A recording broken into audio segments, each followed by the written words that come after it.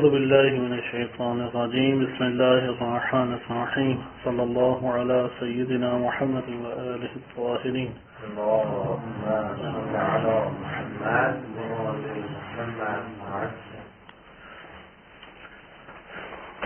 الروضہ البحیہ شرح جامع دمشقیہ میں آپ کی خدمت میں آج ہم احکام شروع کریں گے کہ آب مضاف کے ضمن میں تذکرہ انہوں نے کیا ہے بعض ایسے پانی کا کہ جو ایک نوع ٹکراؤ پیدا کرتے ہیں اور ان کا حکم کیا ہے، یعنی مضاف کہلاتے ہیں، یعنی یہ الگ چیز، لیکن اس کے ضمنی بحث ہے، مضاف نہیں کہلاتے وہ، لیکن ان کا حکم طہارت نجاست کے حوالے سے کیا، اس کے ضمن میں بحث کی جاتی ہے۔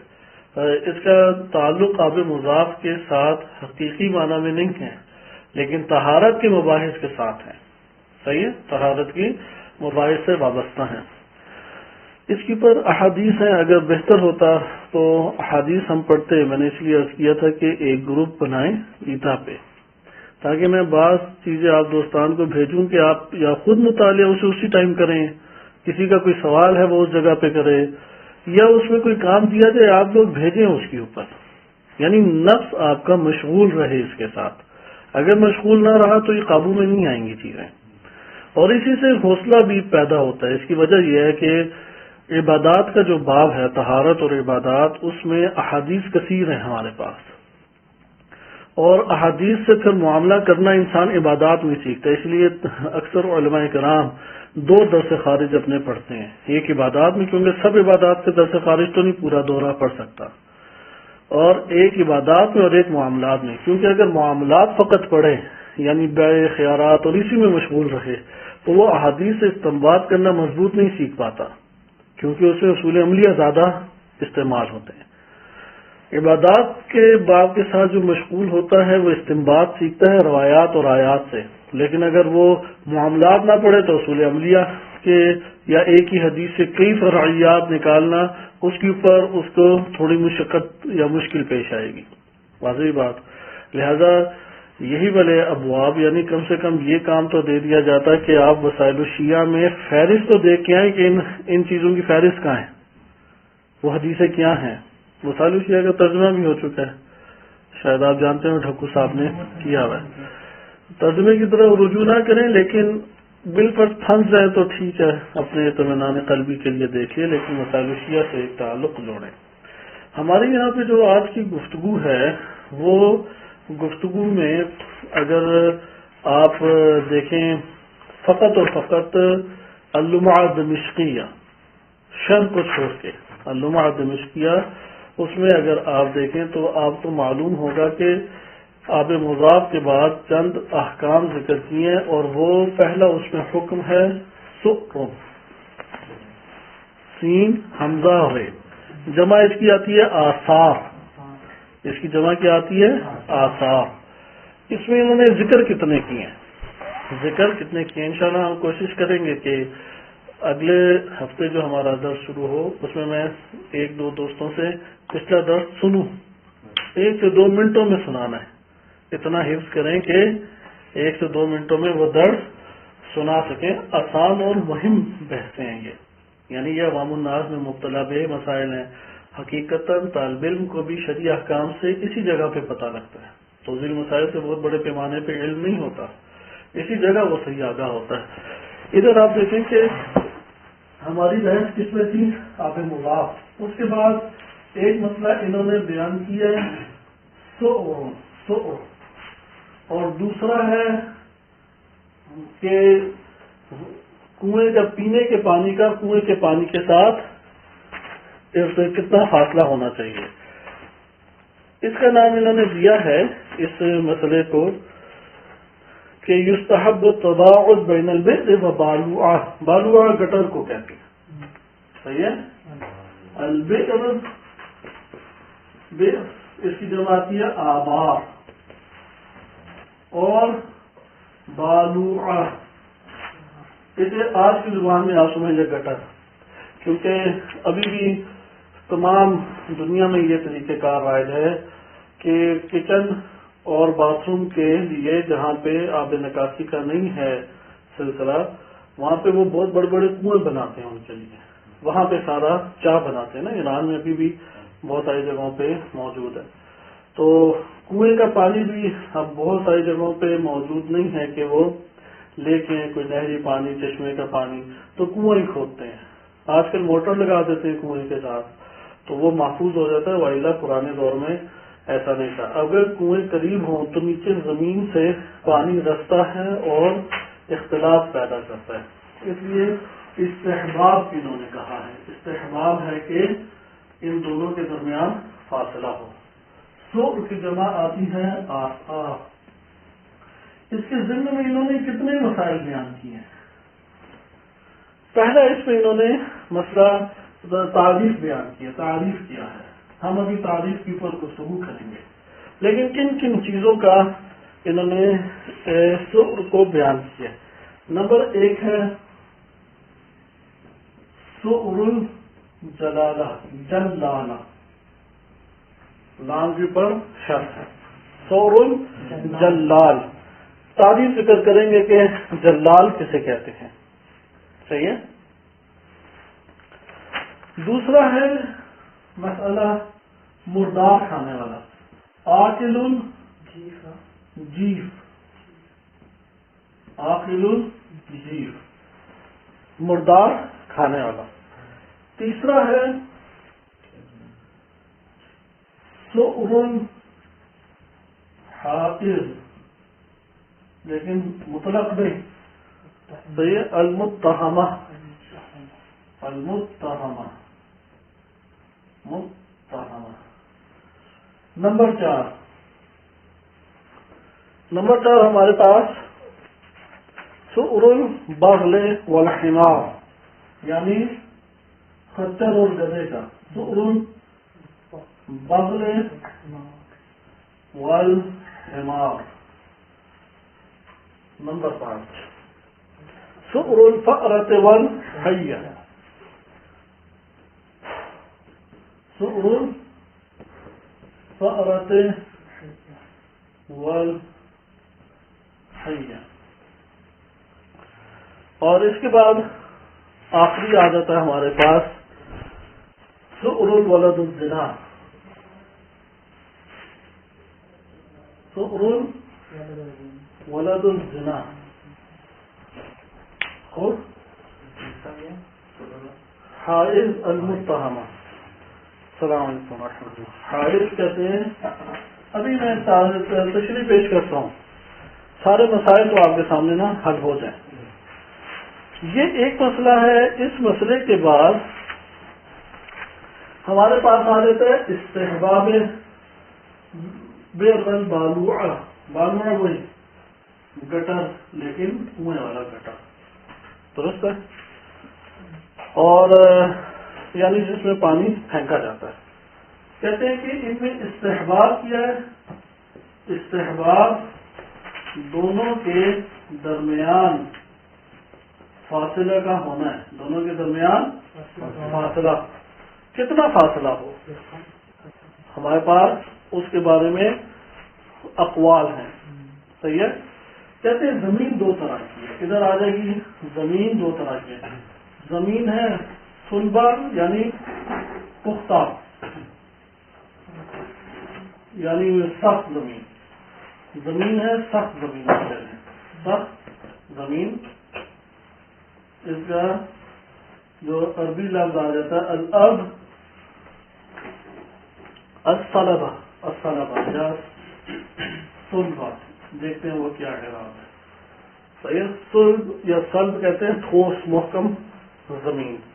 اور ایک ہمارے پاس اس کے مقابلے میں زمین آ جاتی ہے جو نرم زمین ہے۔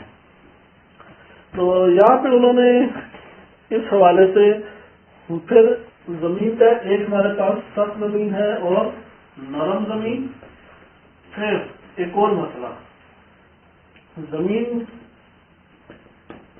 اوپر ہے نہ ایک منہ اوپر ہے، مثلا صورتیں جو ہمارے پاس زمین کے اعتبار سے بنتی ہیں نا، کہ کنواں اوپر اور گٹر نیچے، مساوی گٹر اوپر، کنواں نیچے.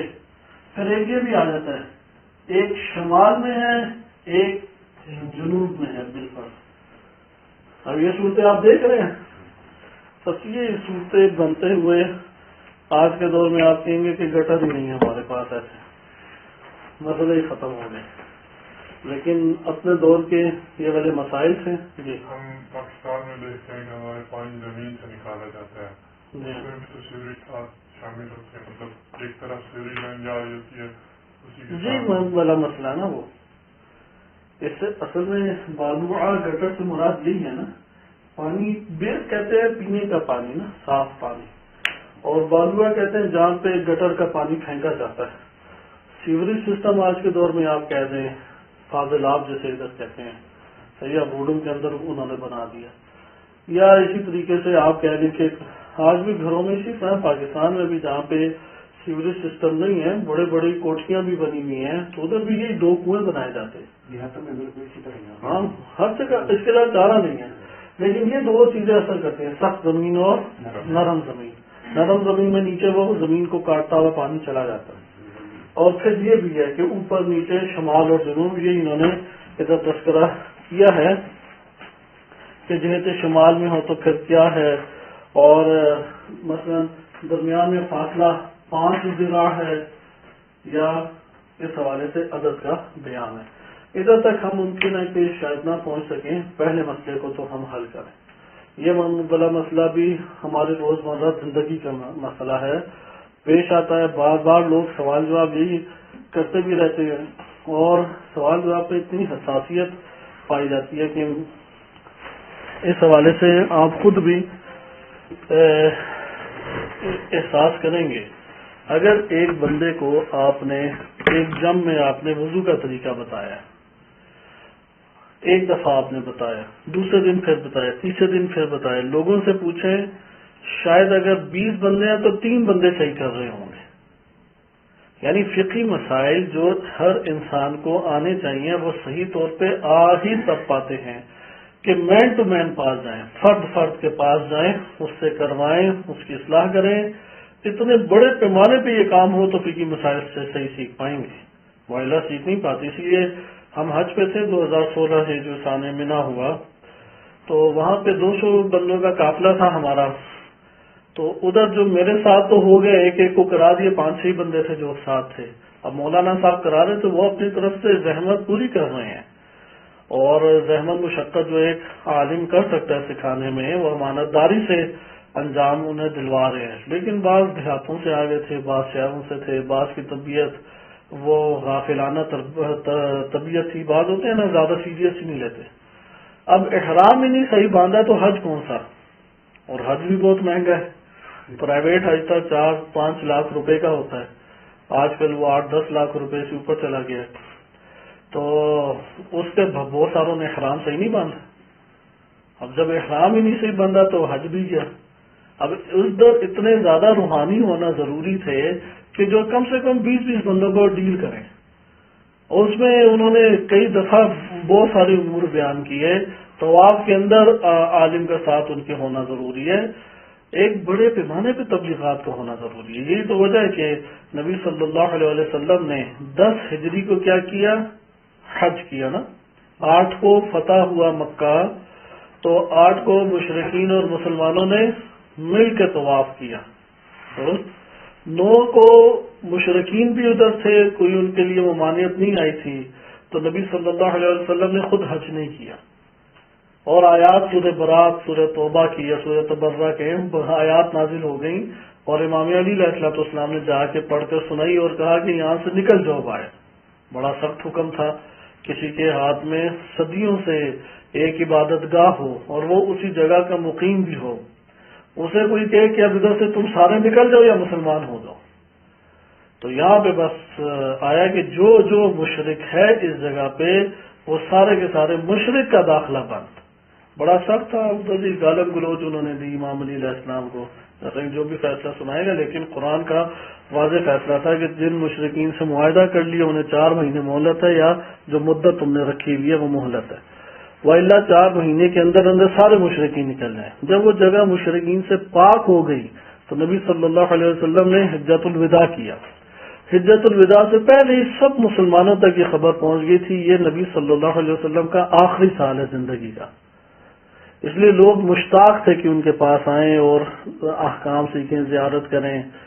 تو بہت بڑے پیمانے پہ ہوا رش لگا، یہاں تک کہ یمن میں سے امام علی علیہ السلام تبلیغات کے لیے ادھر سے انہیں کہا کہ حجۃ الوداع پہ پہنچے. تمام بیویوں کو رسول اللہ صلی اللہ علیہ وسلم ساتھ لے کے گئے، جناب سیدہ سلام اللہ علیہ کو ساتھ لے کے گئے، جتنے مسلمان جا سکتے تھے گئے، اور ان کے سامنے تمام کے تمام امور خود انجام دے کے انہوں نے دکھایا پوری امت کو. لیکن لوگ نہیں سمجھ سکے. لوگ ابھی حج کے مناسک میں اختلاف شدید ہے. اس سے آپ اندازہ لگائیں گے اس دور میں حجت خدا سب کچھ دکھا رہی ہے، لیکن تبلیغات کی ضرورت ہے. لہذا یہ والے احکام بھی اسی طریقے سے آپ مد نظر رکھیں کہ اپنے اپنے دور پہ ایک بندہ ملتا ہے اس کی بھی اصلاح کرائیں، ایک ایک بندے تک پہنچیں، تب جا کے یہ احکام ان کو عملاً آئیں گے. یہاں پہ جو سؤر کا انہوں نے مطلب بیان کیا ہے تو محمود العین ہے. صحیح ہے؟ اگر صرفی اعتبار سے دیکھیں سین حمزہ را سؤر غالباً مصدر ہے، اور اردو میں اس کا ترجمہ کیا جاتا ہے جھوٹا پانی. اس کی تعریف جو ذکر کی ہے شہید ثانی رحمۃ اللہ علیہ نے، کیونکہ شہید اول رحمۃ اللہ علیہ نے اس کی تعریف ذکر ہی نہیں کی، صرف اتنا لکھا السؤر تابع للحیوان. صحیح ہے؟ سؤر کیا ہے؟ حیوان کے تابع ہے. یہ شہید اول رحمۃ اللہ علیہ کا بیان ہے. ان کے درمیان جو عبارت ہے وہ عبارت شہید ثانی رحمۃ اللہ علیہ کی ہے. شہید ثانی رحمۃ اللہ علیہ انہوں نے جو تعریف کی ہے تھوڑی سی ہمیں سمجھنے میں مشکل بعض الفاظ سے پیش آتی ہے. فقہاء نے مختلف طرح سے تعریفیں کی ہیں. مثلا ادھر لکھا ہے وہ الماء القلیل، وہ قلیل پانی الذی باشرہ جسم حیوان، کہ جس کو براہ راست ٹچ کس نے کیا ہو، مس نہ کیا ہو، مس کیا ہو حیوان کے جسم نے. سوال یہ پیدا ہوتا ہے کہ حیوان کا جسم تو زبان سے عام ہے، صحیح ہے، اس کا پاؤں ہے، ہاتھ ہے، جلد ہے، یا کوئی بھی اس کا حصہ ہے، صرف یہ منہ کے ساتھ خاص نہیں ہے. جبکہ ہم جسے جھوٹا پانی کہتے ہیں وہ کس کے ساتھ ہے؟ وہ تو منہ سے خاص ہے. لہذا بعد میں بعض فقہاء نے اس کی تعریف اس طرح سے کی کہ پینے کے بعد جو بچ جاتا ہے وہ سؤر کہلاتا ہے. اس لیے بعض نے اعتراض کیا اس تعریف پہ جو شہید ثانی رحمۃ اللہ علیہ نے، چونکہ ان سے ماقبل فقہاء نے بعض نے ذکر کی، لیکن اپنے مطلب کو بھرپور طریقے سے یہ ادا نہیں کر رہی. ادا جو تعریف کرتی ہے وہ یہی تعریف ہے کہ جس میں یہ 2 قاعدے موجود ہوں. نمبر 1 پانی سے تعلق ہے، یعنی پینے والی بہنے والی چیز سے تعلق ہے، پانی نہیں، بہنے والی چیز سے تعلق ہے. اور نمبر 2 منہ سے ٹچ ہو. صحیح ہے؟ اس کا لعاب دہن سے ٹچ ہو. درست ہے؟ اگر ہم مطلب جسم کسی اور جسم کے حصے سے مطلب اسٹرا سے پی لیں تب بھی، اگر حیوان کے کسی اور جسم کے حصے سے ٹچ ہو تو اس کے دیگر احکام ہیں یا وہ بھی احکام اس کے دیگر ہو بھی سکتے نہیں بھی ہو سکتے، کیونکہ سؤر کا جو ہے وہ حکم جدا گانا ہے. کیونکہ آیا مثال کے طور پہ بلی، اب بلی کا جو سؤر ہے جھوٹا پانی ہے وہ مکروہ بھی نہیں ہے. احادیث ہیں اس کے اوپر باقاعدہ کہ جن جن جانوروں کا کوئی عیب اور حرج نہیں ہے جھوٹے میں، ان میں سے ایک بلی ہے، بکری ہے، گائے ہے. لیکن بلی کے بال اگر لباس کے اوپر ہوں تو نماز نہیں ہوتی. صحیح ہے؟ اب یہ کراہت بھی نہیں، نماز ہی نہیں ہوتی بلی کے بال اگر بال اتنے مقدار میں ہوں کہ کہا جائے کہ کپڑوں کے اوپر لگے ہوئے ہیں. اس کی وجہ انشاءاللہ بعد میں دیکھیں گے کہ کیا ہے کہ وہ تو نجس نہیں ہے، کس وجہ سے وہ پھر یہ حکم ہے. لیکن آپ دیکھ رہے ہیں کہ اجزاء یہاں پہ سؤر کا احکام جدا ہیں، اس کو ہم یہ تعمیم نہیں دے سکتے کہ پورے جسم کا وہی حکم ہو جو جھوٹے پانی کا حکم ہے. مثلا اگر جو بعض جانور ہیں جیسے گھوڑا ہے، گدھا ہے، اس کے جسم سے ایک پانی لگ جائے تو وہ پانی کا لگنا جو ہے وہ ہمارے لیے مکروہ نہیں ہوگا، لیکن جھوٹا پانی اس کا کیا ہے؟ وہ مکروہ، اس کے مطابق مکروہ کہلائے گا۔ ایک حکم نہیں ان دونوں کا ہو سکتا۔ نجس العین میں ایک حد تک کہہ سکتے ہیں، نجس العین وہ اس کا پورا جسم، حتیٰ کہ بال، ناخن وغیرہ بھی اسی کے حکم میں ہے۔ درست ہے۔ سور کی ادھر کیا تعریف کی گئی ہے؟ یہ تعریف آپ نے ایک قسم کے حفظ کرنی ہے۔ الماء القلیل، قلیل پانی۔ پانی ہم نے اصل میں ادھر پیچھے آب مطلق کا تذکرہ گزر چکا ہے، نہیں پڑھا ہم نے، صحیح ہے؟ اس لیے میں درمیان میں آپ دوستوں کے سامنے عرض کرتا رہوں گا جو بات سیدھے تھی، صحیح ہے؟ پانی علم فقہ میں دو حصوں میں تقسیم ہوتا ہے، آب مطلق ہے اور آب مضاف ہے۔ آب مطلق دو حصوں میں تقسیم ہوتا ہے، یا آب قلیل ہے یا آب قر۔ ہر وہ پانی جو قر کی مقدار کو نہ پہنچا ہو کیا کہلائے گا؟ آب قلیل ہو، بے شرط کہ جاری پانی نہ ہو۔ درست ہے؟ اگر چشمہ ہے اور اس میں ایک گلاس جتنا پانی بھی نکل رہا ہے اور بہہ رہا ہے تو یہ جاری پانی کے حکم میں ہوگا۔ اگر چشمہ ہے اور تھوڑا سا بھی پانی نکل رہا ہے، نہیں نیچے تو نہیں، قرص وجہ نہیں ہے پانی کی۔ پھر آب مطلق کی 5 اقسام ہے نا جو فقہ میں بیان کی گئی ہیں، ایک آب قلیل ہے، ایک آب قر ہے، آب جاری ہے، بارش کا پانی اور کنویں کا پانی۔ کنویں کے پانی میں پھر یہ مسائل شروع ہو جاتے ہیں، کیونکہ لوگوں کے مختلف مسائل سے چھپکلی گر گئی اور انسان گر کے مر گیا، گائے گر کے مر گئی، اونٹ گر کے مر گیا، تو اب کیا ہے اس پانی کا حکم؟ تو یہ جو پانی سے پہلے والے ہیں ان کے احکام ہم پڑھ چکے ہیں۔ مثال کے طور پہ قلیل پانی کا حکم کیا ہے؟ قلیل پانی وہ ہوگا کہ جو جاری پانی نہ ہو، یعنی قر پانی بھی نہ ہو، جاری پانی بھی نہ ہو اور بارش کا پانی بھی نہ ہو۔ یہ ہمارے پاس جو ہے پانی کیا کہلائے گا؟ قلیل پانی کہلائے گا۔ قلیل کے مقابلے میں آتا ہے قر پانی۔ قر پانی اس کی مقدار بیان کی گئی ہے، 2-3 میزان ہیں اس کے، ان میزان کی بڑی زیادہ سخت بحث ہے۔ وہ جو میزان حتیٰ کہ فقہ استدلالی میں بھی ادھر ہی آئیں گے تو اب انہوں نے حساب احتمالات جو نظریہ ہے شہید صدر رحمۃ اللہ علیہ کا، چونکہ شاگرد ہے شہید صدر رحمۃ اللہ علیہ کے آیت اللہ باقر اروانی حافظہ اللہ تعالی، تو انہوں نے وہی نظریات ادھر بھی ذکر کیے، اس لیے فقہ استدلالی کی یہ والی بحث تھوڑی پیچیدہ ہو جاتی ہے۔ آپ سمپل یہ رکھ سکتے ہیں کہ 3 بالشت، یہ بالشت ہے، 3.5 بالشت لمبائی چوڑائی گہرائی، اس مقدار کے برتن میں جو پانی آتا ہے وہ کیا کہلاتا ہے؟ قر پانی۔ قر پانی تب تک نجس نہیں ہوتا جب تک رنگ ذائقہ بو تبدیل نہ ہو جائے۔ قلیل پانی نجاست کے ملتے ساتھ نجس ہو جاتا ہے۔ بقیہ جاری پانی بھی تب تک نجس نہیں ہوتا جب تک رنگ ذائقہ بو تبدیل نہ ہو جائے، صحیح ہے؟ قوت کے اعتبار میں ان میں سب سے زیادہ بہترین یہی 2 پانی ہے، جاری پانی اور قر پانی، صحیح ہے؟ جاری پانی اور قر پانی۔ نہیں اس سے ایک پوری بالشتیاں انہوں نے جو معیارات ذکر کیے ہوئے ہیں وہ رطل عراقی، رطل مدنی اور اس کے پیمائش کے مطابق ہیں، تو وہ پھر تھوڑی تفصیلات آ جاتی ہیں، آپ کو جانا پڑتا ہے کتب میں اور جا کے دیکھنا پڑتا ہے کہ اس دور میں کیا میزان تھے۔ جیسے آج کل چل رہا ہے نا لیٹر، تو اس دور میں تو لیٹر تھا ہی نہیں۔ بس یہ آپ انگریزوں کے اوپر تبرہ خوب کیا کریں، انہوں نے ساری لغت تبدیل کر دی نا، وہیلا یہ چل رہے ہوتے آج۔ تو اس دور کے پیمانے اس طریقے سے تھے، رطل ہے، متر چلتا ہے آج کل، متر میں ڈھال دیا انہوں نے، اب تو وزن بھی نکال دیا، اتنا وزن اس کا ہو تو وہ قر پانی ہے، اسے اتنے گرام پانی ہو تو قر پانی۔ بہرحال آئیں اب اسے دیکھیں، الماء القلیل، وہ مائع قلیل کہ جس میں حیوان جس کو مباشرتاً لگ جائے، درست ہے؟ تو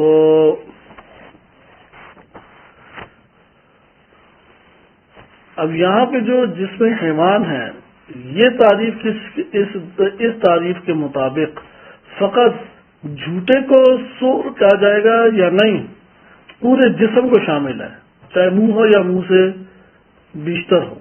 کیا آپ کو سمجھ آتی ہے جس میں حیوان سے؟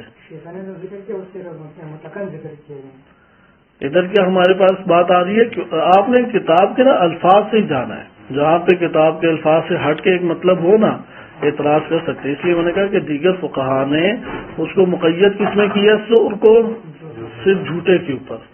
لیکن یہاں سے ہمیں کیا سمجھ آ رہا ہے کتاب کی عبارت سے پورے جسم کو. بس یہی آپ نے ذہن میں رکھنا ہے کہ فرق نہیں پڑتا کہ لعاب دہن سے ہو یا جسم کے کسی بھی حصے سے ہو. شہید ثانی نے یہی تعریف کی.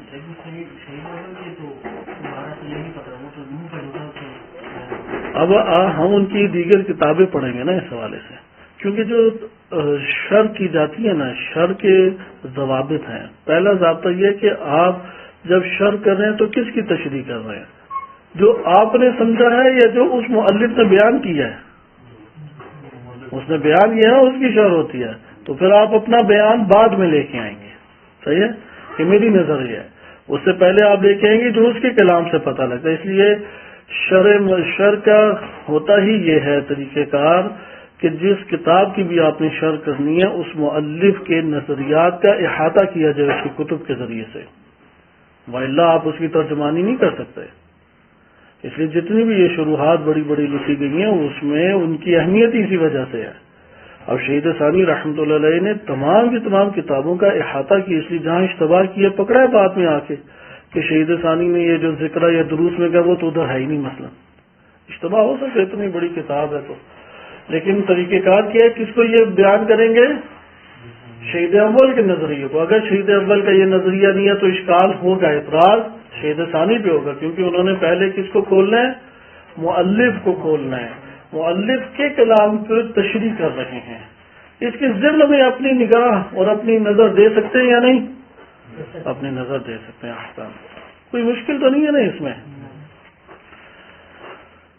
جہاں پہ بھی ایسا محسوس ہونا کہ اب کوئی جنتر منتر شروع ہو گیا ہے تو وہاں پہ ہم اپنی سپیڈ آہستہ کر دیں گے, ٹھیک ہے, کہ اسے حل کر لیں. ویسے فقہ میں کم ہی آتا ہے, سوائے یہ جیسے رتل آ جاتا ہے, رتلے راقی رتلے منکر, جیسے بھی آ رہا ہے ہمارا اس بحث میں. ذرا کسے کہتے ہیں, پورے بازو کو کہتے ہیں, گز کو کہتے ہیں ہمارے ہاں, فارسی والی نہیں, یہ اردو والی گز. پتہ نا گز اردو میں ایک باعث ہے جسے کپڑا ناپا جاتا ہے نا, بہرحال ادھر ہی عرض کریں گے, یہ اصطلاحات ادھر ہی حل کریں گے. اچھا, یہاں پہ بس ہمارے پاس یہ بیان آ گیا کہ شہید ثانی رحمۃ اللہ علیہ نے جو شرح کیا وہ لعاب آب دہن کو بھی شامل ہے اور تمام اعضاء کو بھی شامل ہے. لیکن بعض دیگر فقہا نے ذکر کیا ہے کہ وہ کس کو فقط شامل ہے. لغت میں اگر آپ دیکھیں, ہاں, جھوٹے پانی کو لعاب دہن کو شامل ہے. لیکن یہاں پہ انہوں نے جو فقہا نے بحث کیا ہوا ہے کہ وہ قلیل پانی کہ جو جسم کسی بھی جسم کے حصے سے اس کے ٹچ ہو جائے, تو یہ وہ قلیل پانی جو حیوان کے کسی بھی جسم سے ٹچ ہو جائے. اچھا, ادھر جب حیوان کہا انسان کو شامل ہے یا نہیں, احتمال دے سکتے ہیں. ایسا نہیں, بعید نہیں ہے کہ انسان شامل ہی نہ ہو. صحیح ہے, انسان بھی ادھر شامل ہمارے پاس قاعدتاً ہو سکتا ہے, لیکن تابع ہے اس کے حکم. اس لیے میں کلرٹ بھی کیا کہ اگر آپ انسان بھی شامل کر لیں حرج کوئی نہیں ہے, کیونکہ انسان کے تابع ہوگا. انسان نجس لائن نہیں ہے. انسان کا جو ہے جسم وہ کراہت بھی نہیں رکھتا. صحیح ہے, کھانا اس کا گوشت حرام ہے, لیکن وہ کوئی اس طرح کے ہمارے پاس طاہر شمار ہوتا ہے. انسان طاہر ہے یا نہیں, بس طاہر ہے. طاہر ہے تو اس کا جھوٹا بھی کیا کہلائے گا, طاہر پاک شمار ہوتا ہے. ہاں, ابھی اسی طرف ابھی آگے آ رہے ہیں نا, وہ حکم کی طرف نہیں آئے, صرف ابھی حیوان کو کھولا ہے نا. بس جسم حیوان, حیوان سے مراد آپ یہ لے سکتے کہ حیوان ناطق نہیں کہا, لیکن یہ بھی لے سکتے ہیں انسان. ہر دو صورتوں میں ہمارے پاس اعتراض نہیں بنتا. اس کی وجہ یہ ہے کہ اگر ہم اس میں انسان کو شامل بھی کر لیں تو ہم آگے کیا حکم پڑھ لیں, تابع للحیوان, یہ حیوان کے تابع ہے. انسان چونکہ پاک ہے تو اس کا جھوٹا بھی پاک ہے. تابع للحیوان الذی باشرہ فی الطہارہ والنجاسہ والکراہہ, کہ اس نے جو جسم ٹچ ہوا ہے, مس ہوا ہے پانی سے, وہ حکم رکھے طہارت میں, نجاست میں اور کراہت میں. یہ تین حکم ہیں ہمارے پاس. بعض ایسے حیوانات ہیں کہ جن کے جسم اگر ٹچ پانی سے کر جائے, مس ہو جائے پانی سے, تو وہ پانی کا حکم کیا ہو جائے گا, کیونکہ وہ جسم نجس شمار ہو رہا ہے. یہ یہاں پہ دیکھیں، توجہ کریں، جب ہم یہ کہہ رہے ہیں کہ تابع للحیوان، حیوان کے کس اعتبار سے تابع ہے؟ کھانے پینے کے اعتبار سے یا اس کے جسم کے اعتبار سے؟ جسم کے اعتبار سے۔ بعض حیوانات ہیں کہ جن کا گوشت حرام ہے لیکن جسم ان کا پاک ہے، بعض ہیں کہ جن کا جسم نجس ہے، بعض ہیں کہ جن کا جسم کیا ہوگا، مکروہ شمار ہوگا، درست ہے، وہ کیا شمار ہوگا، مکروہ شمار ہوگا۔ نجس جو چیزیں ہیں وہ تین ہیں ہمارے پاس کل جسم کے اعتبار سے نا، یہ جو حیوانوں کے جسم، اللہ یہ دیگر نہیں چیزیں، حیوانات کے جسم کے اعتبار سے اصالتاً جو ہمارے پاس آتے ہیں وہ دو ہیں، وہ ہے خنزیر اور کتا، لیکن خشکی والا، خشکی اور بحری، یہ دو جدا کرنے ہیں۔ خشکی والا کتا اور سمندری کتا اور خنزیر کا یہ حکم نہیں ہے، یہ خشکی والے کتے اور اس کی بات ہے، بس کتا اور خنزیر یہ نجس العین ہے، یعنی جتنا بھی پاک کرو وہ پانی تو نجس ہو جائے گا لیکن یہ پاک نہیں ہوں گے، کھال اتار دے بے شک تب بھی پاک نہیں ہوں گے، تمام چمڑی اتارے جو مرضی کریں یہ پاک ہونے والے نہیں، کتا اور خنزیر۔ تیسرا آ جاتا ہے ان کے ساتھ شامل کافر۔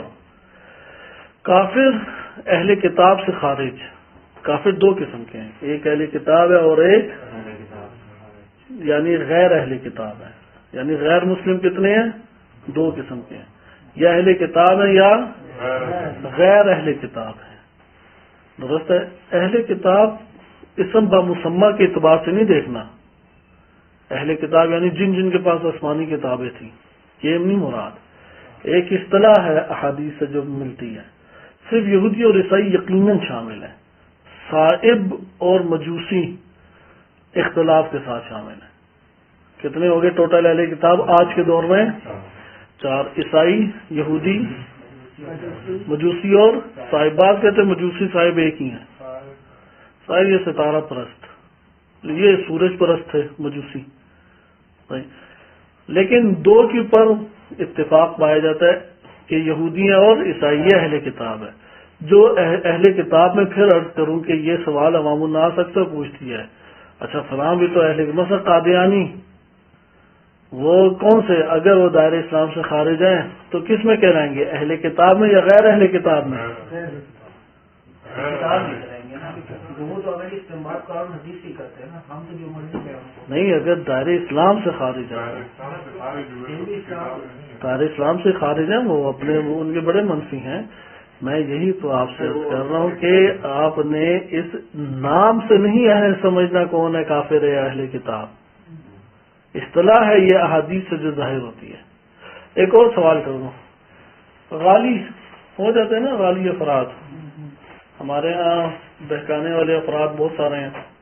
یہ تازہ مجھے یاد ہے جب میں ایران آیا، اس درمیان میں واقعہ آپ کے لیے مفید ہے، تو 2 سال ہی ہوئے تھے آئے ہوئے، تو وہاں پہ کسی خاتون کا سعودی عرب سے فون آیا کہ میرے شوہر جو ہیں وہ یہ نظریات رکھتے ہیں، تو کیا ہمارا نکاح باقی ہے یا نہیں؟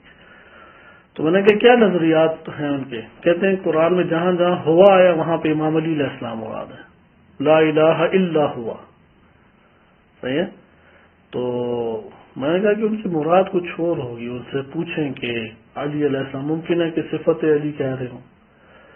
کہا کہ نہیں وہ کہتے ہیں وہی امام علی علیہ السلام مراد ہے جہاں جہاں پہ بھی ہوا ہے قرآن میں، قل هو اللہ احد، تو یہ کہتے ہیں ہوا سے مراد کیا ہے؟ مثال یہی دیتے ہیں۔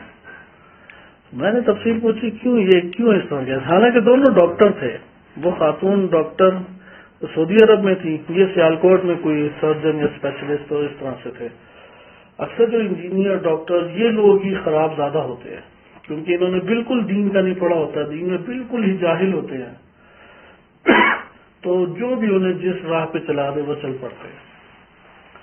تو انہوں نے کہا یہ حافظ تصدق صاحب کو بڑا سنتے ہیں، حافظ تصدق صاحب واقع سائٹ پہ کوئی 10 روزہ ورک شاپیں رکھتے ہیں، تو جب بھی ورک شاپیں یہ چند سال اٹینڈ کی ہیں، 4 روزہ یا 10 روزہ، اس کے بعد سے ان کی یہ ملنگانہ کیفیت ہے. تو میں نے کہا کہ وہاں پہ چند بزرگ ہیں، آپ ان سے پوچھیں، جیسے شفا نشوی صاحب ہیں یا آیت اللہ سی. میں نے پوچھا کس کی تقلید میں، انہوں نے کہا آیت اللہ سیستانی کے. میں نے کہا وکیل ان کے موجود ہیں، وکیل مطلق شیخ محسن علی نجفی صاحب. تو انہوں نے کہا ان سے ہم نے پوچھا ہے، وہ انہوں نے کہا کہ آپ کا نکاح باطل ہے اور طلاق ہو گئی آپ کو. تو میں نے کہا کہ بہرحال انہوں نے جلد حکم لگائے تھوڑی آپ اپنے شوہر سے میری بات کریں گے، تو وہ بات کسی سے بھی نہیں کرتے. مگر میں پھر یہ کہوں، انہوں نے کہا کہ آپ پوچھتے ادھر مراجع کے دفاتر سے، میں پوچھ دیں گے. تو پوچھا ہم نے، فون پہ ہی پوچھا آیت اللہ سیستانی کے دفتر سے اور رہبر معظم کے. تو انہوں نے پوری بات ہی نہیں سنی. انہوں نے کہا نکاح باطل ہے اور یہ ٹوٹ گیا، وہ دائرہ اسلام سے خارج ہے. دونوں نے فوراً یہ وہی جواب جو انہوں نے دیا. تو ان کا گھر اجڑ گیا، ان کے ایک یا دو بیٹے تھے، بس اس کے لیے طلاق کی بھی نہیں ضرورت، بالکل جدائی ہوگی، گھر بنا بنایا. لہذا وہاں پہ ایمان سے خارج کرنے والے اور گھرانوں کو توڑنے والے بندے موجود ہیں. اب یہ جو مسئلہ ہماری بحث سے مربوط ہو جائے، غالی ہے، اس کا کیا حکم ہوگا؟ اہل کتاب شمار ہوگا یا نہیں؟ غالی کے معنی آپ کی چیز میں ہے، اب تو تمیز کا قائل ہے. نہیں وہ بتایا نا کہ وہ تو شرک جو بھی ہو، غالی ہے، دائر اسلام سے خارج ہو گیا. یہ مثال یہ تھی، دائر اسلام سے خارج ہے لیکن قرآن کو تو مانتا ہے، وہ قرآن کتاب بھی مان رہا ہے، ناجب الغا کو بھی مان رہا ہے، امام علی علیہ السلام کو بھی مان رہا ہے، لیکن وہ اتحاد کا قائل ہے. اللہ اور علی نعوذ باللہ ایک ہی ہیں. تو اس صورت میں کیا مشرک ہو نہ تو اہل کتاب ہے، یہ کون سا ہے؟ غیر مسلم. اب لیکن کون سا غیر مسلم ہے؟ اہل کتاب غیر مسلم یا غیر اہل کتاب ہے؟ کیوں؟ کیونکہ اس نے کتاب کو تو مانا نہیں آتا. مان لیا نا کتاب کو، ورنہ دلیل کیوں لا رہا ہوتا کتاب سے؟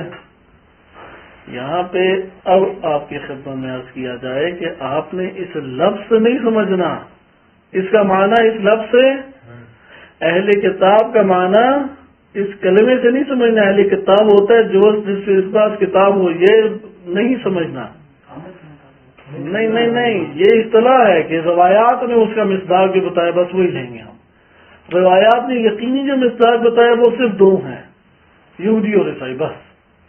بعض روایات سے پتہ لگتا ہے مجوسی اور صائب بھی ہیں. قرآن کریم کی آیت میں بھی صائبین کا تذکرہ ہے، تو صائبین کو لے کے آتے. بعض کہتے ہیں صائبین مجوسی ایک ہی ہیں، دو کی. ان چار کے علاوہ کوئی اہل کتاب ہو ہی نہیں سکتا. قادیانی ہیں، غالی ہیں، جیسے مسلمہ کذاب ہے، کوئی معاد کے مسائل میں اختلاف کر لیتا ہے. صحیح ہے. ناسبی مسلم کس میں ہے؟ خوارج اور ناسبی. ہاں، جب وہ دائر اسلام سے خارج ہے تو غیر، سارے غیر اہل کتاب. اس کلمے سے نہیں سمجھنا. واضح ہے بات. بس یہاں پہ بھی نجاست کے حوالے سے یہ نجس ہیں اور کراہت، بعض کی کراہت ہے. اب تفصیلی احکام.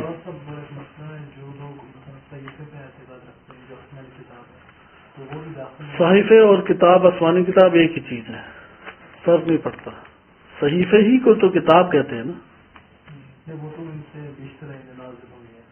تو ہم نے کب کہا کتابیں صرف یہ چار ہیں؟ یہ تو ہمیں رٹا لگایا گیا نا.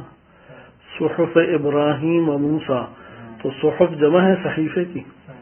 پہلی کتاب نازل ہوئی تھی، بعض کہتے ہیں ادریس علیہ السلام پہ، بعض کہتے ہیں نوح علیہ السلام پہ، کیونکہ پہلے رسول تو یقیناً ہماری احادیث کے مطابق نوح علیہ السلام ہے. نبی صلی اللہ علیہ وسلم کے بعد سب سے افضل اکثر بیشتر کے نزدیک نوح علیہ السلام ہے، اور بقیہ بات کہتے ہیں کہ ابراہیم علیہ السلام. اختلاف ہے. یعنی نوح علیہ السلام کی بہت قدر و قیمت اور منزلت ہے، عظیم منزلت کے مالک ہیں. ابراہیم علیہ السلام بھی اسی طرح. خیر، عربی عبارت دیکھیں. وَالسُّؤْرُ وَهُوَ الْمَاءُ الْقَلِيلُ الَّذِي بَاشَرَهُ جِسْمٌ حَيْوَانٌ تابع للحیوان الذی باشرہ فی الطہارۃ والنجاسۃ والکراہہ. سور کہتے ہیں اس قلیل پانی کو کہ جس میں حیوان کے جسم جس کو ٹچ کیا ہو، مس کیا ہو. اور اس کا سور کا حکم کیا ہے؟ تابع ہے اس حیوان کے کہ جس کو ٹچ کیا ہے، پانی کو ٹچ کیا ہے کہ جس کے جسم نے. کس میں تابع ہے؟ طہارت میں، نجاست میں اور کراہت میں. اگر حیوان پاک ہے شمار ہوتا ہے تو اس کا جھوٹا اور اس کا ٹچ شدہ مس شدہ پانی بھی پاک ہے. اگر حیوان نجس شمار ہوتا ہے تو وہ بھی نجس ہے، اور اگر مکروہ شمار ہوتا ہے تو وہ بھی مکروہ ہے. اگلا حکم دیکھیں کہ وَيُكْرَهُ سُؤْرُ الْجَلَّالِ. یہاں پہ انہوں نے ایک اور نقطہ بھی بیان کیا ہے کہ اگر کسی جانور کا گوشت کھانا حرام ہو تو کیا اس کا جھوٹا جو ہے وہ اسی کے حکم میں ہوگا یا نہیں؟ سوال میں آپ سے، کیونکہ بیان کیا میں نے خدمت میں، لیکن میں یہ بات کے ذہنوں میں آپ کے روشن ہونے سے سوال کر رہا ہوں. اصل کوئی حیوان ہے، اس کا گوشت کھانا کیا ہے؟ حرام.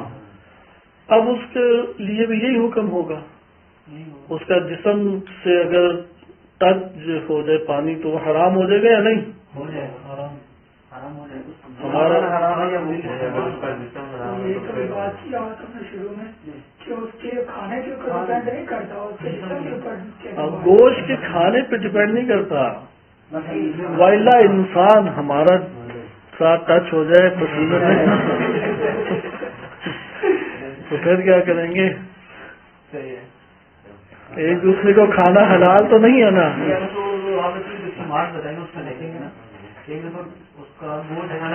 نہیں گوشت نہیں، میں نے عرض کیا جسم معیار ہے، نہ کہ اس کے جسم کا گوشت وہ معیار نہیں ہے. صحیح ہے، گوشت تو آپ حلال جانور پہ بھی اگر نہ پڑھیں بسم اللہ وہ حرام ہو جائے گا گوشت. پھر زندہ کی بات ہے، زندہ ایک حیوان ہے، اس کا جسم زندہ، لہٰذا یہاں پہ اس کا تابع حرمت کھوج کے کھانے کے اوپر موقوف نہیں ہے. صحیح ہے. اب آگے آپ دیکھیں کہ یکرہ سؤر الجلال. صحیح ہے. ایک صرفی سوال کر لیتے ہیں یہاں پہ، کیونکہ ماشاءاللہ علماء صرف بیٹھے ہوئے ہیں. ذل جلال اور جلال دونوں میں کیا فرق ہے؟ ذل جلال ہے نا، ذل جلال والاکرام، صاحب جلال اور جلال دونوں میں کیا فرق ہے؟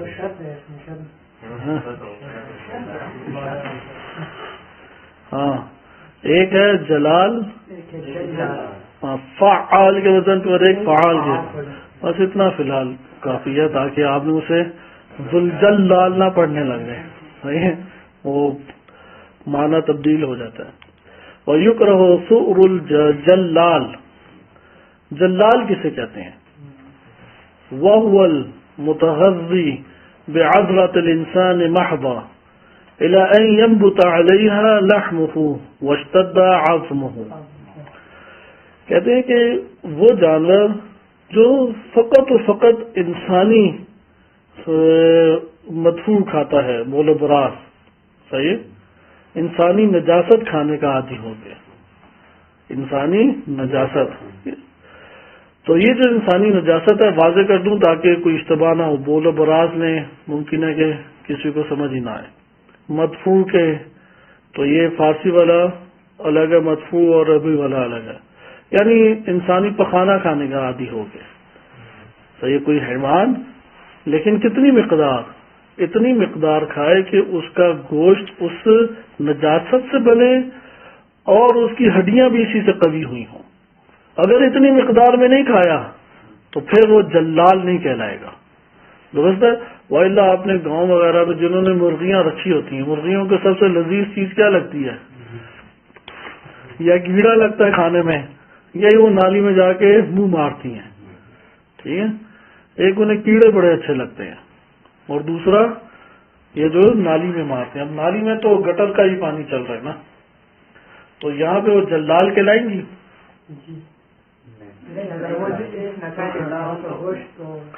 ہاں، اتنی مقدار کھائیں کہ اس کا ينبت علیہ لحمہ واشتد عظمہ، اس کو کچھ رٹا لگا لیں. صحیح ہے. یہاں پہ پھر آگے بات آتی ہے کہ کتنے دن میں جلال بنتا ہے. اگر بیچاری مرغی کو ذبح کیا اور گٹر کے پاس ہی بند رکھا اور باہر بھی نہیں نکلنے دیا تو اس نے کیا کھانا تھا؟ ایک ہفتے بعد آپ آئے، ماشاءاللہ دیکھا کہ یہ تو پودے کی طرف بہت بڑی ہو گئی ہے. تو آپ نے کہا اس میں اس کا مطلب انرجی ڈبل انرجی سے ملی ہے. تو اس جگہ پہ ایک ہفتے میں اگر کھائے تو جلال کا حکم اس پر لاگو ہوگا یا زیادہ دن؟ اس کے بارے میں بعض کہتے ہیں 40 دن، بعض نے کوئی عدد ذکر کیا ہے. یعنی یہ والی بحث اگرچہ ادھر نہیں انہوں نے مطرح کی، لیکن بعض افراد نے کتنے دن کا اس کے اوپر اطلاق دیا ہے؟ 40 دن کا اطلاق. بعض نے کہا ہے کہ نہیں 40 دن اسے دور رکھا جائے. معذرت، کتنے دن کا اطلاق کیا ہے اس کے لیے ہم کوئی عدد معین نہیں کر سکتے. دور رکھنے کے اعتبار سے 40 دن ہے. یعنی کب آپ جلال، ابھی والی بات 40 والی میں بعد میں بیان کرتا ہوں، پہلے اس حکم کو صحیح سمجھ لیں. جلال کا عنوان کب لاگو ہوتا ہے؟ آیا دنوں پر موقوف ہے یا عرف میں یہ کہا جائے، دیکھنے والا یہ کہے کہ یہ اصل میں کھاتی ہی نجاست ہے؟ ہمارے ہاں معیار یہی ہے. صحیح ہے کہ اس عرف کہے کہ اس کا یہ جو گوشت پوست اور ہڈیاں بنی ہیں یہ کس سے بنی ہے؟ اسی انسانی نجاست کھانے سے بنی ہے. یہ کیا کہلائے گی تب؟ جلال. لیکن اگر اس کی خوراک متعدد چیزیں ہوں اور ہم یہ احتمال نہ دیں کہ یہ جو اس کا گوشت بنا یہ فقط اور فقط اسی سے بنا ہے، اس لیے انہوں نے کہا المتغذی بعذرات الانسان محضا. محض کہتے ہیں خالص طور پہ، فقط اور فقط وہ انسانی عذرا کھائے. صحیح ہے؟ یعنی انسانی نجاست کو فقط اور فقط کھائے، لیکن کتنی مقدار میں؟ اتنی مقدار کہ اس کا گوشت وغیرہ بن جائے اور ہڈیاں اسے مضبوط ہو جائیں. 1-2 دفعہ 3-4 دن کھانے سے ان کا گوشت وغیرہ نہیں بنتا، ہم جانتے ہیں. کم سے کم 1 مہینہ یا 1.5 مہینہ یا اس طرح سے کھائیں تو تب ان کا گوشت وغیرہ اس سے بن جاتا اور ہڈیاں بن جاتی. جلال کھانا جائز ہے یا حرام ہے؟ گوشت حرام ہے، اس کا جائز نہیں ہے. بھیا گوشت جائز نہیں ہے. یہاں پہ کس کا تذکرہ ہے؟ سور. اس سے پانی، خلیل پانی ٹچ ہو جائے تو اس خلیل پانی کا کیا حکم ہے؟ مکروہ ہے. وہ پانی مکروہ ہے. اچھا یہ تو ہمارے پاس ہو گیا. اگر ہم یہ اس کا معیار حقیقتاً پھر کیا ہو گیا؟ عرف ہے معیار، دنوں کا تعین نہیں ہے، عرف اس کا معیار ہے. لیکن اگر آپ یہ کہنا چاہیں کہ اپنا مرغی ماشاءاللہ مہنگی ہوتی ہے تو آپ چاہتے ہیں کہ صرف مرغی کا تذکرہ نہیں ہے، جلال جو ہے وہ عموماً پرندوں کے لیے کلمہ استعمال ہوتا ہے. اگرچہ تو یہاں پہ سوال یہ پیدا ہوتا ہے کہ اس کے اوپر سے یہ عنوان کب ختم ہو سکتا ہے. اس کے بارے میں کہتے ہیں کہ اگر 40 دن اسے انسانی نجاست کھانے سے روک دیا جائے اور 40 دن دوسری غذا دی جائے تو دوسری غذا پھر اس کے اوپر غالب آ جائے گی. بعض نے اس طریقے سے کہا، اس کو کہتے ہیں استبراء. ہاں اگر استبراء اس کا ہو جائے اور جلال کا عنوان ختم ہو، اس کا بھی معیار کوئی 40 دن ہمارے پاس معین نہیں، بلکہ کیا ہے اس کے اوپر سے جلال کا عنوان ختم ہونا چاہیے. بعض نے البتہ ذکر کیا ہے. اچھا جلال صرف پرندہ ہوتا ہے ہمارے پاس؟ ادھر انہوں نے کوئی قید ایسی لگائی ہے جس سے پرندہ ہمارے پاس آئے؟ نہیں. اس کا مطلب پرند اور غیر پرند ہر حیوان ہو سکتا ہے. صحیح ہے. وَيُكْرَهُ سُؤْرُ الْجَلَّالِ وَهُوَ الْمُتَغَذِّي بِعَذْرَةِ الْإِنسَانِ مَحْضًا، کہ وہ جو غذا جس کی ہو انسانی نجاست محض طور پہ فقط خالصاں، إِلَىٰ أَن يَنبُتَ عَلَيْهَا لَحْمُهُ، یہاں تک کہ اس نجاست کی بنیاد پر اس کا گوشت اگ آیا ہو، وَاشْتَدَّ عَظْمُهُ، اور اس کی ہڈیاں قوی ہو گئی ہوں. وَسُمِّيَ فِي الْعُرْفِ جَلَّالًا، اور اسے کیا یا کہا جائے یا. اگر یہ لحم اگنے والا معیار نہ ہونا پھر کیا معیار ہے ہمارے پاس؟ اگر آپ کو پتہ ہے گوشت اور اس کی ہڈیاں بن گئی ہیں پھر تو واضح سی بات ہے نا. لیکن اگر نہیں پتہ لگ رہا پھر عرف میں اگر جلال کہا جاتا تو اس کا حکم کیا آ جائے گا؟ جلال. اگر دیکھیں نا اس نے اتنا کھایا ہے کہ گوشت وغیرہ بن گیا پھر تو آپ کو لوگوں سے پوچھنے کی ضرورت ہے نہیں. لیکن اگر ایسا نہ ہو بلکہ کیا ہو اس کے اوپر عرف کہتے ہیں کہ یہ جلال ہے، تب بھی اس کے اوپر کیا عائد ہوگا؟ یہی حکم عائد ہوگا. آسان. قبل ان یستبرا بما یزیل الجلل. صحیح ہے. جلل ہے یا جلل ہے؟ غالباً جلل ہے. یہاں تک کہ اس کا یہ جلال پن یہ کھانے کی عادت جو ہے وہ دور ہو جائے، یعنی اس کا استبرا کیا جائے گا۔ استبرا کرنے کا کیا طریقہ کار ہے؟ اس کو بھوکا رکھا جائے گا، اسے نجاست بھوکا رکھے تو مر میں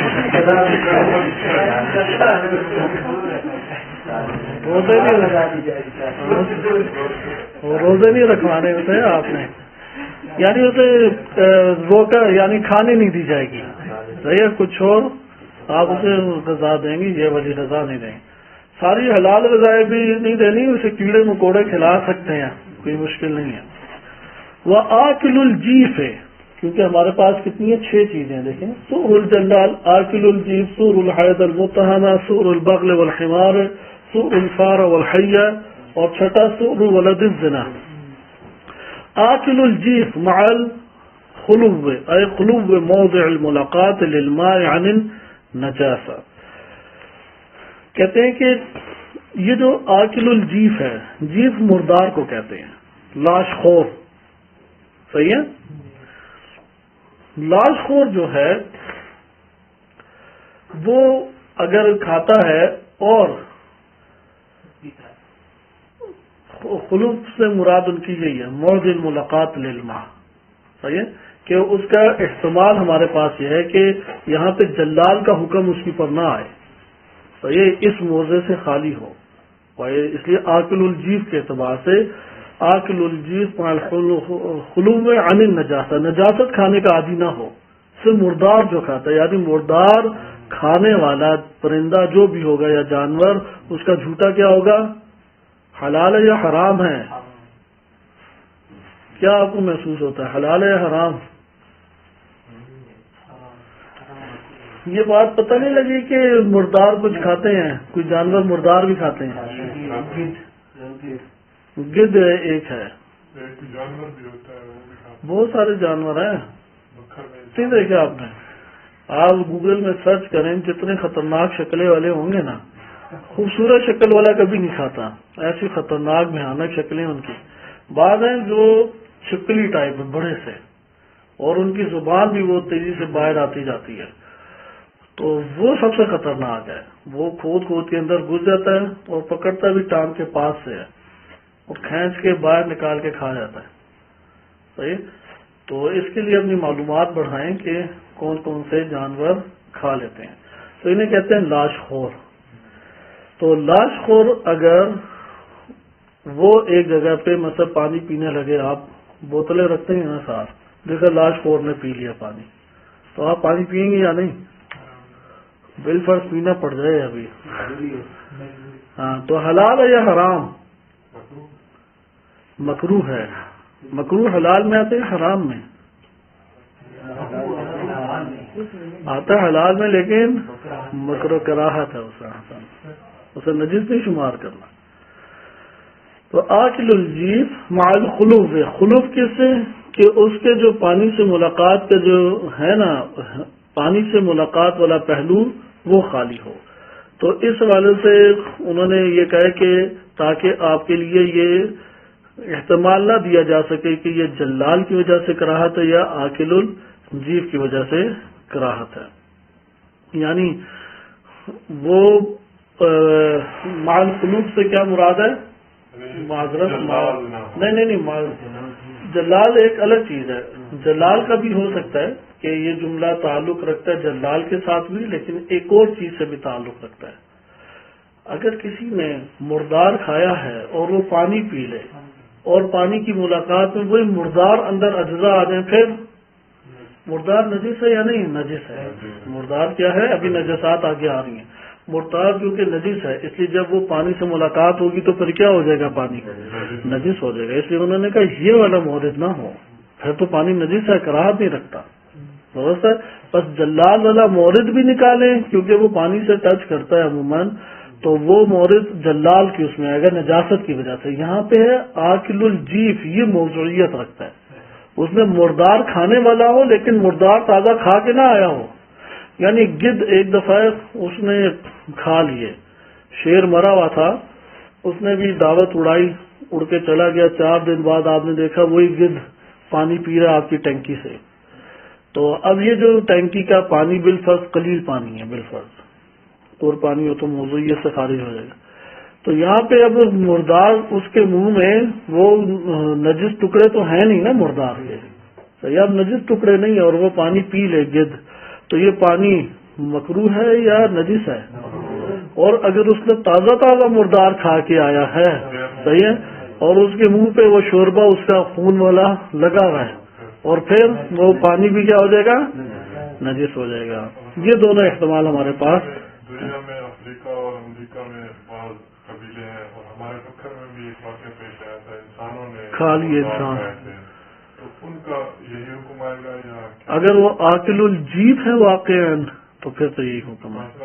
میں نے گوگل پہ سرچ کیا تھا, بعض قبائل افریقہ اور امریکہ کے جنگلوں میں ہیں وہ عاقل الجیب ہے. جی ہاں جی, مشہور اسی بات ہے کہ وہ مردار کھاتے ہیں. بس وہ اسی حکم میں آ جائیں گے. اور بھی سب فقط یہ نہیں عاقل الجیب ہی نہیں ہے, بس یہ خیال رکھیں کہ آپ مکروہ سمجھتے ہوئے قریب نہ چلے جائیں.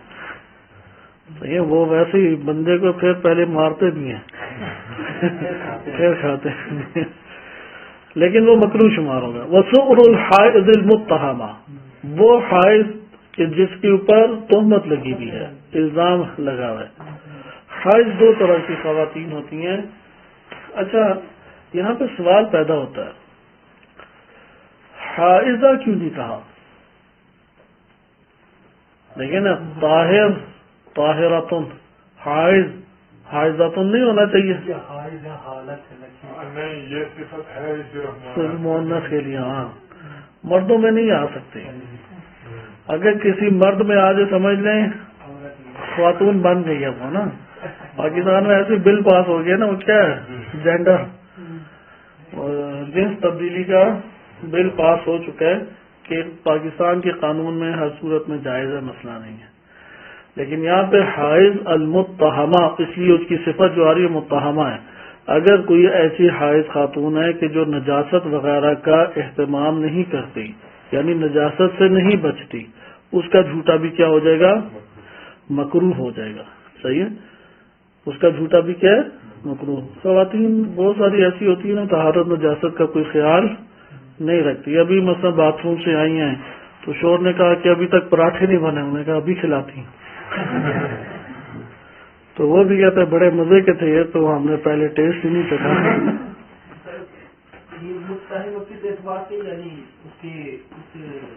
نجاست وغیرہ سے نہیں بچتی, ہاں, خیال نہیں رکھتی, گھروں میں خیال نہیں رکھتی. اس لیے عرض کیا آیت اللہ حسن زادہ عاملی رحمۃ اللہ علیہ کا بیان کہ جو ظاہری نجاست طہارت کا خیال نہیں رکھتا وہ اندرونی طور پہ بھی طاہر نہیں ہے. جو ظاہری صاف ستھرا نہیں ہے نا, تو اندرونی بھی صاف ستھرا نہیں رہے گا. وَإِلَّا اتنے مستحبات کی خوشبو لگاؤ, دان صاف کرو, وضو کر کے آؤ, غسل کرو, اتنے احکامات کے کیوں شریعت نے ہمارے اوپر لاگو کیے؟ کیونکہ اندر سے جو صاف ستھرا انسان ہوتا ہے وہ یہ صفائی ستھرائی کو انجام دیتا ہے. تو یہ ہے. لیکن مصنف جو ہے نا وہ تھوڑا سا اور آگے بڑھے, یعنی شہید اول رحمۃ اللہ علیہ, انہوں نے کہا ہر وہ شخص جو طہارت نجاست کا خیال نہیں رکھتا اس کا جھوٹا کیا ہوگا, یا جسم اس سے ٹچ شدہ رطوبت کیا ہو جائے گی اس کی, وہ مکروہ ہو جائے گی. حتیٰ بعض کا علماء میں یہ والے مسائل ہمیں اپنے معاشرے میں دیکھنے پڑتے ہیں. ہم نے خود دیکھے بھی آس پاس بعض ایسے افراد ہیں کہ تازہ باتھ روم سے ہو کے آئیں گے, آپ دیکھیں گے یار ہاتھ کاملاً خشک ہے, اتنی دیر میں روٹی آ گئی, انہوں نے بھی وہاں سے روٹی کھا لی, نہیں دھوتے ہاتھ وغیرہ. وضو صرف اور صرف مجبوری میں کرتے ہیں جب نماز پڑھنی ہے. بعض اوقات وہ ہاتھ نہیں دھوتے کیونکہ آدھے گھنٹے بعد دھلاوا ہی لگتا ہے. تو یہ صورتحال ہمارے ہاں ابھی بھی موجود ہے. کپڑے ہیں ان کے, وہ ہمیشہ ہر موسم میں صبح شام دوپہر یکساں ہی رہتے ہیں, اسی میں سوتے ہیں, اسی میں کھاتے ہیں, اسی میں ملتے ملاتے ہیں. اب یہ جو صورتحال ہے یہ نظافت کی صورتحال ہے. یہ اس کا مطلب, ہاں اگر یہ طہارت نجاست کا خیال رکھتا ہے تو مکروہ نہیں ہے, لیکن عالم ہے اس لیے وہ تو جانتا ہے طہارت نجاست کا. لیکن جو اگر عام عالم نہ ہو, وہ تو خصوصاً یہ جو دیہی علاقوں میں ہے یا بہت ماڈرن افراد ہیں, کیونکہ کموڈ سسٹم ہے ماڈرن افراد, تو وہ لوگ ٹینکی چلا کے آ جاتے ہیں, ٹیشو استعمال کرتے ہیں. چائنا تو پورا ہے ہی اسی کے اوپر ٹیشو پہ. صحیح ہے, تو ان لوگوں کا کیا, یہ تو بالکل ہی طہارت نجاست کو نہیں وہ کرتے نا. تو یہ آ جائے گا کراہت. اس لیے انہوں نے کہا ہر وہ بندہ جو اس حوالے سے طہارت و نجاست کا خیال نہیں رکھتا اس کا کیا ہوگا, جھوٹا یا جسم اس سے ٹچ ہو تو وہ رطوبت پانی اس کے حکم میں آ جائے گا. ذکر کرتے ہیں وسؤر الحائض المتہمہ بعدم تنزل عن النجاسہ, نجاست سے نہ بچنے کی بنیاد پہ حائض متہمہ کا جو جھوٹا ہے وہ بھی مکروہ ہے. وَأَلْحَقَ بِهِ الْمُصَنِّفُ فِي الْبِيَانِ, اپنی کتاب بیان میں مصنف نے اس حائض خاتون کے ساتھ ملحق کیا کل متہم, ہر وہ بندہ جو اس سے متہم ہے, وَهُوَ حَسَنٌ, انہوں نے کہا کہ یہ بہترین ہے. پھر آگے دیکھیں وسؤر البغل والحمار, بغل کہتے ہیں خچر کو اور حمار کہتے ہیں گدھے کو. وَهُمَا دَاخِلَانِ فِي تَبْعِيَّتِهِ لِلْحَيْوَانِ فِي الْكَرَاهِيَّةِ, یہ مکروہ ہیں اور حیوان مکروہ ہیں. تو یہ کس اتباع میں کس کے ہو جائیں گے, حیوان کے اتباع میں ہیں, تو اس لیے یہ دونوں حیوان کی اس حیوان کی اتباع میں داخل ہوں گے جو مکروہ شمار ہوتا ہے. وَإِنَّمَا خَصَّهُمَا لِتَأَكُّدِ الْكَرَاهَةِ فِيهِمَا, مصنف نے فقط مکروہات میں ان دو کو کیوں ذکر کیا, اس لیے کہ ان کی کراہت کی تاکید ہے. یہ دونوں کیا شمار ہوتے ہیں, خصوصی طور پہ یہ دونوں مکروہ شمار ہوتے ہیں. وَسُؤْرُ الْفَأْرَةِ وَالْحَيَّةِ, حیہ کسے کہتے ہیں, سانپ کو. صحیح, سانپ اور چوہا ان کا جھوٹا بھی کیا ہے. وَكُلُّ مَا لَا يُؤْكَلْ لَحْمُهُ, اور ہر وہ جس کا گوشت نہیں کھایا جا سکتا. کلو ما لا یؤکل لحمہ, جس کا گوشت نہیں کھایا جا سکتا, اس کا جھوٹا کس میں شامل ہو جائے گا, ہاں, الا الحر, سوائے بلی کے. یہ جانوروں کی بات کی جا رہی ہے کہ جانوروں کے اندر ہر وہ جانور کہ جو یہ یعنی یہ جو یہ کیا نام ہے, حشرات یعنی چوہے, بلی اور اس طرح کے جانور, ان کے جانوروں میں اور ہر وہ جس کے گوشت کھانا کیا ہے, ہمارا نہیں کھایا, حرام ہے, جس کا گوشت کھانا حرام ہے, اس کا جھوٹا کس میں شامل ہو جائے گا, مکروہ میں, الا الحر, سوائے بلی کے. ولد الزنا قبل بلوغہ, اسی طریقے سے سؤر الولد الزنا, اگر ولد الزنا ہے قبل بلوغہ, اس کے بالغ ہونے سے پہلے, او بعد البلوغ, یا بالغ ہونے کے بعد, مع اظہارہ للاسلام, کہ اس نے اسلام کا اظہار کر دیا. اس کے اوپر اختلاف ہے, اس کو انشاءاللہ تعالی ہم ان دو کو پڑھیں گے. لیکن ادھر آپ کے ذہن میں یقیناً یہ سوال آئے گا کہ پھر انسان کے بارے میں کیا حکم ہے, کیونکہ وہ بھی تو ما لا یؤکل لحمہ ہے یا نہیں. تو یہاں پہ اس کو انشاءاللہ کل بقیہ زیر بحث آتے ہیں. صلی اللہ علیہ سیدنا محمد وآلہ الطاہرین.